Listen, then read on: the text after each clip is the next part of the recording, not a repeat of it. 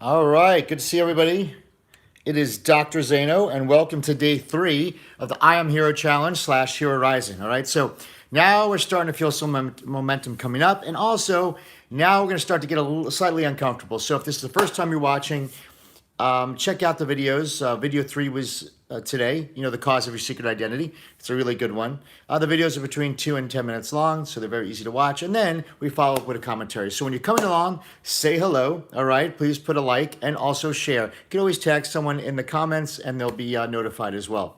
Then after these are over, for whatever reason, if you haven't seen this live, it will be saved on my stories for 24 hours. We'll be doing this through January 1st. We'll do those 30 days straight, and it's gonna totally change your life because it's embracing the full version of you, which is the hero. It changed my life, and that's why I'm doing it as well. So thank you guys so much for all the DMs, the comments, and and I know a lot of you say it sounds like you're talking directly to me. I know. I felt the same way. So because this is truth, and the thing is, your spirit recognizes truth. So today we're going to talk about the causes of the secret identity. If you watch the video today, whatever, what causes this? Now, this is the part of the program that it may get slightly uncomfortable. And the reason why it's uncomfortable is because now we're going to create awareness.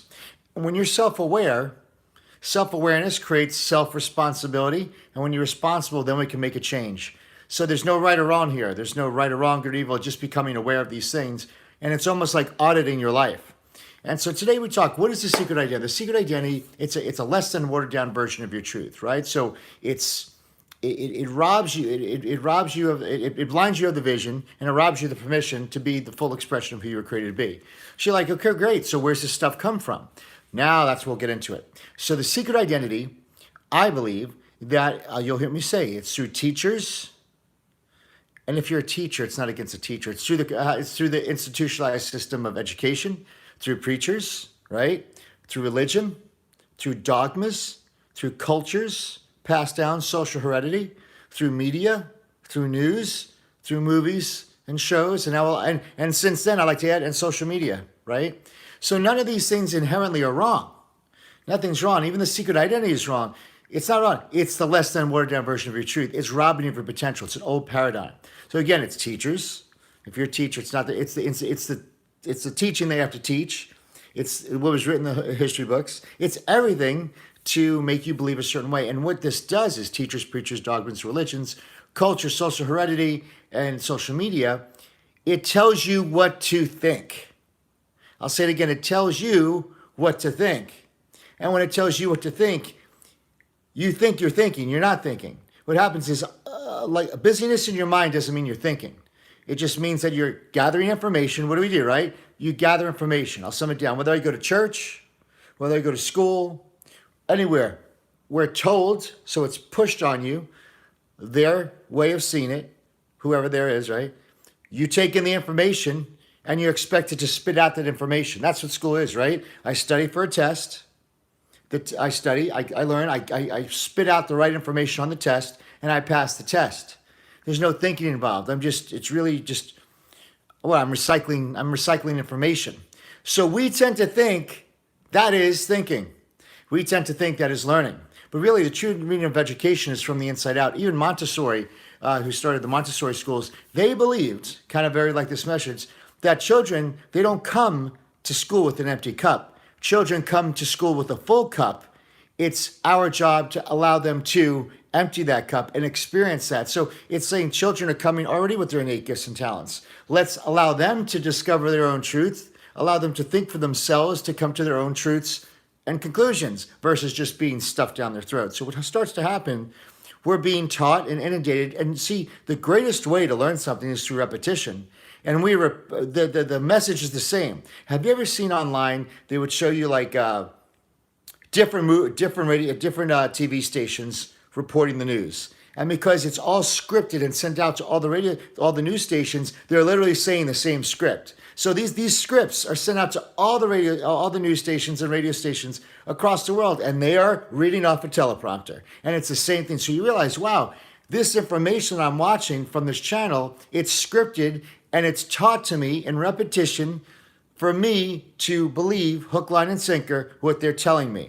And a lot of times we take it in and we never process it or actually think or question it. So there's a difference between questioning and questions. You just want to come to your own understanding. So to get out of the secret identity, kind of the tough, uncomfortable exercise I'll have you do today is auditing your life, taking time to a lot of the beliefs you have, and ask yourself, did I come to that conclusion? Is that my own truth, or was I told that?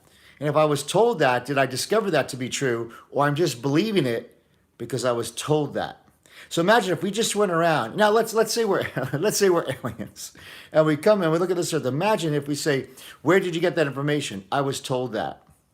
Did you find that to be true? Well, I mean, I was told that. So imagine if we went through our life and we have a belief system based upon things that we were told, not what we experienced. So this is where I want you to go back, even little things. Why? Really simple. Why do we send our kids to bed at 8 o'clock? And your kid will say, what? Why do I have to go to bed? And because we don't know why, we'll say, well, you need your sleep. How do you know how much sleep they need? Do you know how much sleep they need? No one knows. But the basic way, and then you wind up saying what? Because I said so. But when you say because I said so, you're basically realizing, holy cow, my kids are calling me out. Why? Because we don't know why. Because we were told to go to bed at 8 o'clock. And what were our parents? Our parents were told you need to go to bed at 8 o'clock. But we don't know how much water you need, how much sleep you need. So what I'm trying to say is these little paper cuts, these little things that we start to believe without thinking. So in society is creating a bunch of human doings, right? They tell us and we follow hook, line, and sinker. And I think you guys could really see this to be so true, especially with the pandemic, right? With the COVID thing. Look how people, you could almost divide. And that's a problem. There's such a division. There's a division of a secret person living their hero and their secret identity. And you can see there's a division where people believe and they do what they're told. And they don't question, to think for themselves. And now it's even scarier to show that the institutionalized system of everything, it's a unified agenda to teach you to be a certain way. I believe it's to make you controllable and to allow you actually to make you comfortable and controllable. Because imagine if you were all Elon Musks or people that had great ideas, right? And you don't think. And then even now you could see what's starting to happen now. Those of you, many of us, who are starting to say, wait a second, this shit doesn't make any sense. You really be like, so, like you start to, the memes after memes, you start to like, this whole mandate stuff doesn't make too much sense. And this is not a vax not, no, but like you start to realize this doesn't make sense. Now what starts to happen? A lot of you are starting to think, and what's starting to happen now? You're being forced to do things under federal law, right? So now what's starting to happen is you push back and you ask a question. No one can answer your question. No one can say why you need to buy toilet paper. No one could explain why you have to wear a mask when you're standing and not when you sit. Whatever it is, they can't explain it. And you start to ask questions. And now, just like our parents did, God bless them, or I did to my kids sometimes, now because they cannot tell you, because they don't even know, they tell you because I told you so. And now, if you don't, you lose your job. Now, if you don't, we're going to cut off your source of income. Now, if you don't, you can't fly. Now, if you don't, your kid can't go to school. So now it's becoming forced. That's not love. That's forcing when people are starting to think. So understand, to express your hero, you will be faced with opposition. You'll be faced with pushback because you are actually going against the grain, because most of the grain is what? It's the sheep, all right? They're doing the same things. And I'm going to tell you guys, you got to be a wolf. There's nothing wrong with sheep, but there sure as hell ain't wolves. So let's go over a couple questions. So, pretty much, I think you guys know. I think you can fill it in. One way to audit is, and I started this at 33 years old, so this is like 12 years later. I just quietly said, I prayed, you pray to whoever you want to pray, but I said, you know what? Show me my own truth. Show me what's to be truth to me. And it's very tough because you're auditing your life. It's easy to say, and some things you're going to find out, guys, like, let's say, if I told you this is the color black, and you said, everybody, yeah, this is the color black. Imagine if I told you, well, actually, you find out this is really the color red. And you're like, no way, it's black, because you were told that your whole entire life. So some of these things that you'll become aware of, it'll feel as uncomfortable as thinking that, as realizing that this was never black, this was actually, orange. You see how you get in my point here? So sometimes when you come aware, you'd be like, you realize your truth. You're like, wow, I was told this one thing my entire life, but really the truth is this. And so that's why every little thing, you kind of look over. Why do I believe this? Why do I believe certain relationships? Why do I believe certain things? It could be, again, religion or education. Why do I feel I need a degree to be successful? Why do I feel I need to dress a certain way, drive a certain car? The money that, what's the money that you feel you want to make? Why do I believe that is necessary to make that amount? Actually question respectfully these beliefs and ask yourself how these get into your head and your heart. And a lot of times, because someone else told you, you didn't come up with it in your own truth. And when you don't come up with your own truth, then you realize the roots of it are really rooted in nothing. It was hearsay. It was superstition. A lot of superstition, guys. It was opinion. It was rumor. It wasn't true. And so this is something you do your whole entire life. It's a never-ending thing. So here's some other questions I want you to think about. I want you guys to think of someone, again, this is the worksheet that, with the course. I know you don't have the worksheet, but follow me here. Think of someone that that is wrapped up into keeping up with the Joneses mentality. So that could be social media. Just, you have a friend or family member, and there's no judgment here, but you see the stress of them to maintain a certain status. They have to have the certain car. They have to have the certain clothes. They have to have the newest, whatever that is. Do you know someone that you could feel the pressure of them to try to maintain a certain status? Now, how many people like that can you name? And how many people can you name that are not like that? And just kind of look at that. Just be aware. Wow, they're really there's so much of them that's so concerned about what other people think of them for their approval. That's kind of a secret identity. How do you feel society will respond to you if you choose to go against the grain? Now, going against the grain, it's very easy to do today. So where do you see that as a limitation that's holding you back? So a lot of times if we're going to go against the grain, or we're going to speak our truth, a lot of times it may be it's against what society is feeling because society has been trained to think a certain way. So if it's against the grain, how many of us are not doing it because we don't want to be persecuted, judged, or pointed at? And if that's the case, whether it be a dream, a business, an idea, a relationship, the next move in your life, if that's holding you back, how can that hold you back and really take from your hero? A lot of times we don't do that thing or take that leap because we're really worried about what others around us, even loved ones, would think about that. And that's actually be one of the 6 fears that feed the secret identity that we'll actually get to in a couple days. Who do you feel will respond the strongest should you try to change? Ooh, this is a big one.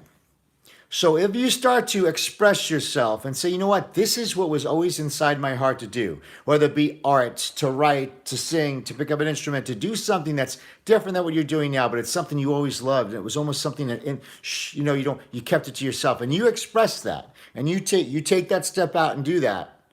And it's counterintuitive. Maybe it's not something that makes a whole lot of money, whatever it is. It's something that someone would naysay. A naysayer, a hater is a hater. A naysayer, there's a difference. A naysayer is someone who really cares about you. They do. And because they care about you so much, they'll discourage you because they don't want you to get hurt. Oh, that sounds like a good idea, sweetie. But, things are really good for you right now. Like my mom would be, she's naysayed in my life. And that's not a bad thing because she loves me. She cares for me. She wants to keep me protected away from harm. So if I took a step out, you know what? That's risky or something like that. No loved one wants you to take a risk. And they just would rather you see comfortable and think good, right? So that's naysaying, but naysaying still holds you back from stepping your hero. So whatever it is you would love to do right now.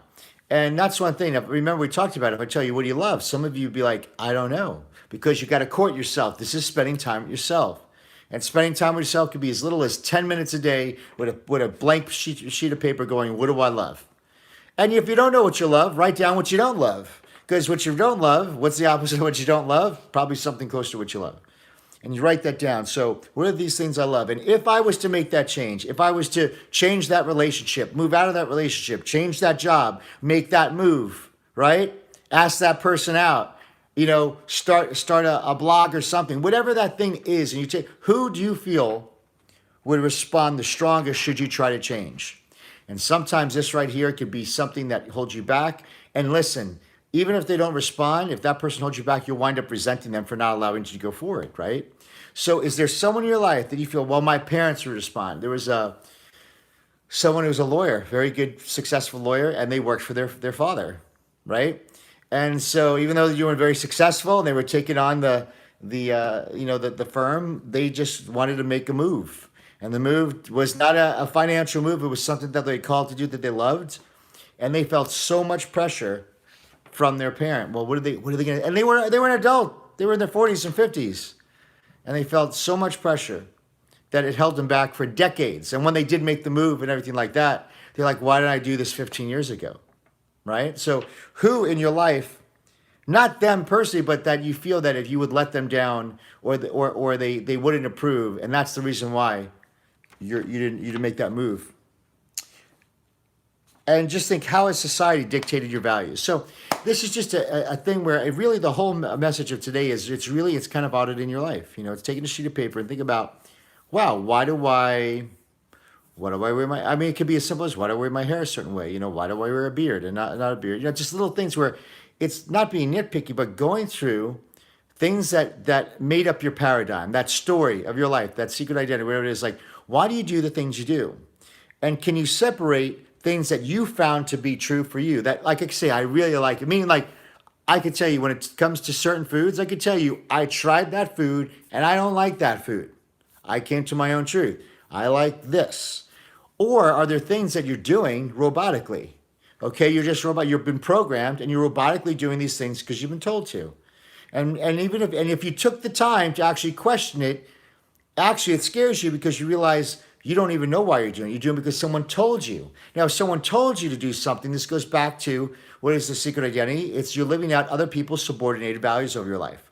And one thing you should be very a red flagged about is if you do question it and you're forced, like it's forced because it's like, well, we told you to, and you're forced to do something. Nothing in love is forced like that. Love is free, right? So if you feel someone is forcing you to do something, or they're pushing you back, or they're giving you demands, or what do you call it? They're giving it, like, for some people losing their jobs because they don't take a vaccination, stuff like that.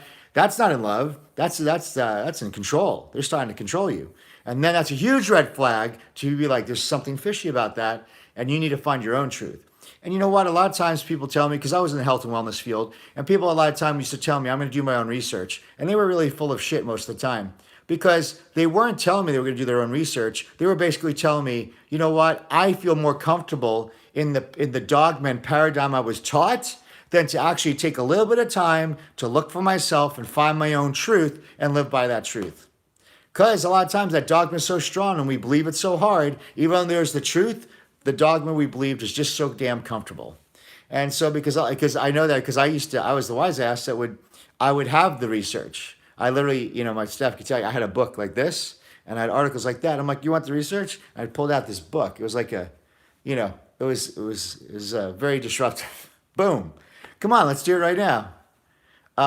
No. For instance, there was one time I chose not to, certain medical things I chose not to do with my kids, and I did the research. I really did the research. So I accumulated all this research and had a box. So if there was a parent or families that wanted the research, I would give it to them. And purposely, I put cellophane. Oh, I made a bunch of them, like, so parents, because when I borrow, because I know if I gave you it to borrow, sometimes it never came back. So I just had a bunch of kits made, and they had the cellophane around them, and people would return it back. Oh, here it is, and the cellophane was never broken. The book was never open. I had a note in the book for them. They never read the note. So I realized that when someone says they're going to do the research or they're going to pray about it, they're going to think about it. Listen, you're passing off responsibility to something or somebody else, when in the whole entire time, this is where that intuition comes in. You need to listen to your gut and believe in your gut and find your own truth. So it could be a small thing, it could be a large thing, but all those things added up to become paper cuts. And all those things become part of the secret identity you wear, and it holds you back. So if you found this useful, please share this one. We're going to get in tomorrow, because now tomorrow, this is more of a self-awareness thing, and really meditate on it. Like, why the hell do I do these certain things? And you realize, because I was told. Like, you never really You didn't, that was it. It was really rooted in nothing. Someone said something and you believed it, lock, stock, and barrel. So this is part of the self-awareness of where am I building these beliefs from? And not all of these beliefs are bad against you. To go to bed at 8 o'clock isn't a bad idea. You know, I'm not saying these things are bad, but like, why? Why do we need to drink eight glasses of water a day? You know, it's just like, why? I mean, how about 9 or 10? Like, how come my brain, you know, like all these things are there and we're just believing these things. We're not ever doing our own investigation. So start to look at these things, especially things in your life that you feel become problematic, mindset stuff, and ask yourself where you found that. You know, like I said, some cultures feel they cannot live it a certain way because they've been held back their whole entire life. Like just a bunch of bullshit, you know, that you pass, social heredity passes on to you. So you audit yourself on that. And then tomorrow now, because this is it's kind of uncomfortable doing that study, but then tomorrow I'm going to start waking you guys up to show you the truth. I'm going to show you, I'm going to be by your side and I'm going to start letting you peek in to the truth. And you start seeing the truth. And I'm going to deliver it in such a way that's undeniable. And you'll come to your own conclusion. And when you come to your own conclusion, your own truth, man, that's the greatest bit of confidence you had. So tomorrow, I believe we have the video coming out. It's called You Were Born the Hero. Oh, it's such a touching one to me too. I just watched it. And it's amazing. You're going to say, holy shit. Like you're going to realize that you've forgotten who you were. And if you guys have kids, watch this with your kids as well, and you're going to see that so subtly and it happened so slowly over time. These beautiful qualities, innate gifts you've been given, were slowly suffocated and suppressed over time, and you're going to be like, holy smoke, it was in me the entire time. So make sure you look out for that. So for those of you guys, that was the conclusion of today's commentary over the day 3 video, you know, what causes secret identity. Now we'll answer any questions and answers. I'll do Q&A. So please share it with your stories. And I noticed on my stories and stuff, my stories are getting the least amount of views possible, not because something's off. So even more now, I don't know if it's because of the content we're sharing, but now more than ever, please share it on your stories or share it. So we'll start with over here. We'll go some questions. All right, let me do this. Okay.